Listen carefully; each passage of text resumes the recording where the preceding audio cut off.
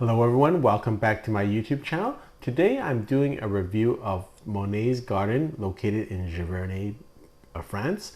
So Giverny is located around 45 minutes by train from Paris, maybe an hour and 10 minutes driving. A lot of people go there. It's famous because Monet spent the latter part of his life in Giverny, and a lot of his famous paintings of the water lilies and the Japanese garden with the green bridge are all from his gardens here. So very picturesque, and let me tell you that anytime you go, it's going to be beautiful. We went in May. If you go in August, it might be a bit more flowers in bloom, but in May it was perfect. So I'm just going to go through pictures.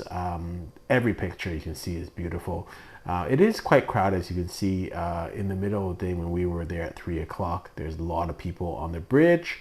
There's a couple of recommendations I have. So it is open from April 1st to November 1st of each year, from 9:30 a.m. to 6 p.m. at night. The last entrance is 5:30.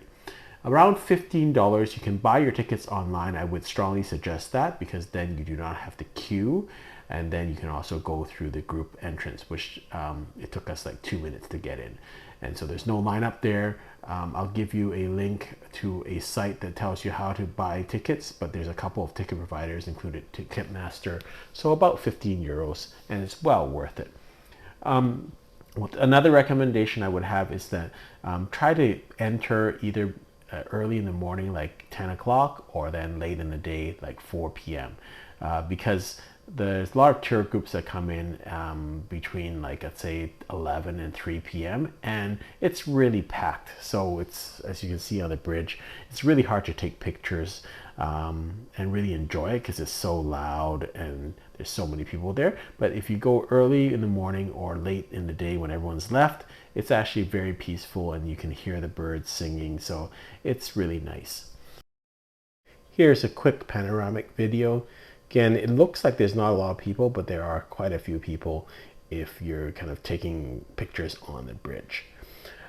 The other recommendation I would have is spend about 3 hours there, and don't worry too much if the weather is not looking too great. The weather seems to change quite a bit in Giverny quite quickly. So when we first arrived around 3 o'clock, it wasn't that great weather. It wasn't great for picture taking. It was a little bit raining. And then we went over to Monet's house, and then came back at the end of the day and was kind of more sunny, so our pictures looked a lot better at the end of the day. So even when you get there and it's a little bit rainy, don't be too worried. The weather does change quite a bit. There are private guided tours offered, but I really don't think it's necessary unless you're really big into flowers.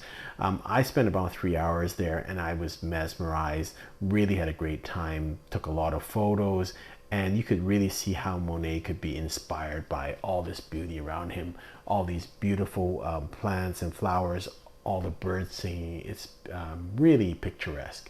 I will mention that actually the Monet's garden consists of two parts. This is the first part, which has the Japanese inspired water garden and, you know, the bridges that are famous. But the other side is called Clos Normand. That is near the front of Monet's house, and that's also beautiful too. So don't forget to go over there. And again, as we look at this, is starting to go over there, you can see the house in the background here. It is a really beautiful garden, and it's two different kind of ways of doing it, because this garden doesn't have as much water, whereas the other side that's kind of Japanese inspired has much more water features. There are two short videos just showing the lushness of the plants and the flowers, and this is near his house.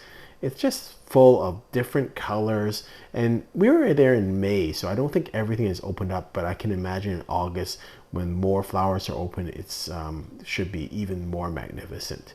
But it's just luscious. There's so many different varietals, so many different colors. The sky and the contrast with the different trees and shrubbery and greenery and flowers.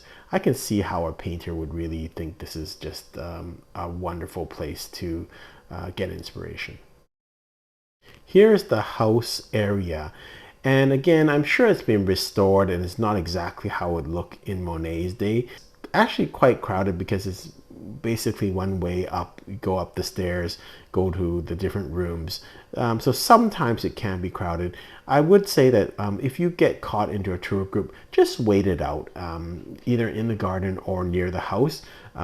Just wait for the tour guide to pass you, and then usually there's a little bit of a kind of break before the next tour group. So you know, if you see a big onslaught of a tour group, just kind of sit down, just enjoy the park. And again, go early or go late. I think that you'll get much more out of it. And by another, I guess, tip would be, if you can stay in Giverny the night, then you're not rushing back to Paris. And likewise, you can get up in the morning and get to the gardens right away, right when it opens. So this is the inside of one of the rooms, and these are all copies, replicas. These are not the originals. And I don't think Monet had that many photos in his house, but it gives a good representation. You can see from the upstairs, from his window, you can see his garden. So I guess you can see the inspiration. This is the kitchen area. And going back to my point about staying in Giverny, there's lots of nice hotels that are very quaint, quite boutique and quite upscale, and they normally have a very good restaurant, like Michelin or rated restaurant in their hotel. So there's not a lot going on at night, but there's lots of nice hotels with nice restaurants inside.